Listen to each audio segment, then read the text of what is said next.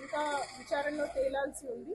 Because ఈరోజు పొద్దునే వాళ్ళు అరెస్ట్ అయింది కాబట్టి మేము ఆ ఇన్ఫర్మేషన్ అంతా కూడా చెక్ చేసి అనలైజ్ చేసి చేయండి. మేము ఇప్పుడు ఎటువంటి ఇన్ఫర్మేషన్ కూడా డిస్క్లోజ్ చేయలేము.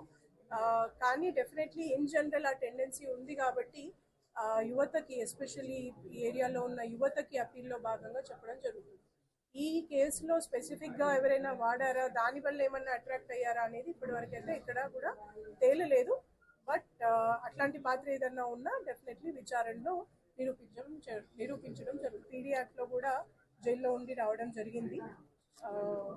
తను డెఫినెట్లీ నేర స్వభావం ఉన్న వ్యక్తే. అతని మీద డెఫినెట్లీ పోలీసుల దృష్టిలోనే ఉన్నాడు. అట్లాగే బైండ్ ఓవర్లో కూడా ఉన్నాడు. అట్లాగే పలుమార్లు గత నెలలో రంజాన్ ముందు, రంజాన్ తర్వాత కూడా డెఫినెట్లీ కౌన్సిలింగ్ చేయడం జరిగింది. ఫలక్నామా పోలీసులు పేరెంట్స్కి కూడా పిలిచి కౌన్సిలింగ్ చేయడం జరిగింది. బట్ దురదృష్టవశాత్తు తన రౌడీ కార్యకలాపాల వల్లనే తను చనిపోవడం జరిగింది.